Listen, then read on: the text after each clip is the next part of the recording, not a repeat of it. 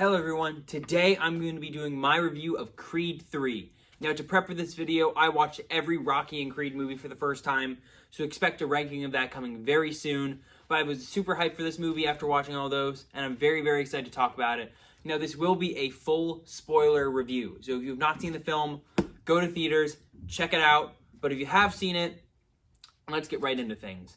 And the only negatives I really have for this movie is, first off, that whole plot line about Adonis' daughter fighting in school, they kind of just dropped that. It just kind of disappeared from the film. And like that whole thing about like whether or not we want to teach her to fight, they just kind of forgot about it, and that was a little bit weird for me.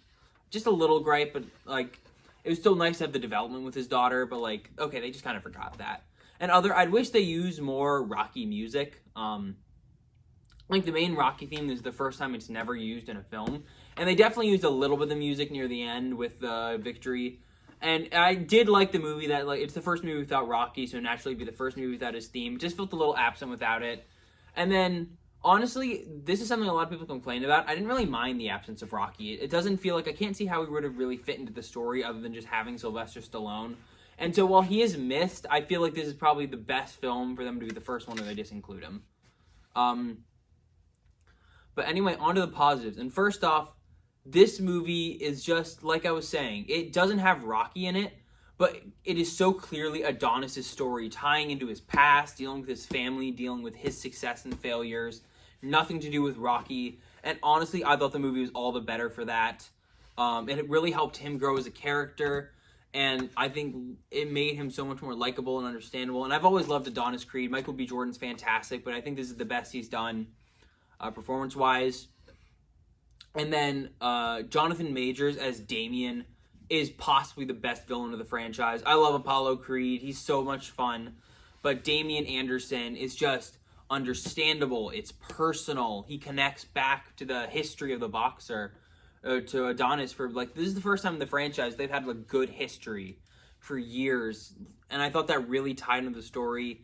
And just the two personal grudges between the two, and you can see that hate in their eyes. It is so well done. Jonathan Majors is phenomenal. One of the best rivalries in a Rocky movie. I thought the whole supporting cast was great too. Tessa Thompson, once again, great as Bianca. I liked seeing Victor Drago again. I liked seeing Pretty Ricky Conlon again. And just the whole supporting cast. Donnie's mother, his daughter, his trainer. I thought everyone did a really good job with this movie. Visually, I think it works really well, especially with the fight scenes. The fight scenes in this movie are just phenomenal through and through. And I think that especially soars with the final fight, which is so, like, Michael B. Jordan, the director, who did such a good job, said he was taking some anime influences, and he does that so well in the finale with the slow-mo shots, the close-up shots in the eyes, and especially that really unique section where it's just the two fighters in the ring, in the void, nothing else. And just like, it does a great job of making a visually interesting action scene, but also highlighting the focus of the two fighters and being like, they don't notice anything around them. They're just focusing on beating up each other. It's also a good way they montage through the fight. It's really interesting, really well done. One of the most unique and creative fights in the whole franchise. I love the training montages. I love the build-up and the pacing. I like that they kind of put Adonis in the underdog situation again while still having him be the champ. It's kind of an underdog thing in the end, which works really well. And then finally, I thought the music, I complained about it a little earlier. It's definitely, you can notice that Ludwig Göransson is gone, but the music is still intense. It's personal. I like Damien's theme, and I love the use of the championship music that they've used in every Rocky film when he won. I thought that was great, and it hyped me up so much. It's a really good ending. I like that the two are kind of trying to make peace. And if this was an ending to the trilogy, it'd be great. But I just thought it was a really fun, enjoyable, unique Creed movie. Great performances, great fights, great music. One of the best villains in the franchise. Really uniquely shot.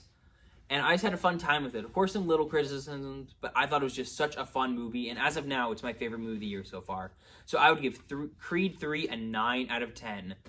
Hope you liked the video. Coming up soon, John Wick Chapter 4 review and a ranking of the Rocky films. So stick around. I'll see you then. Bye-bye.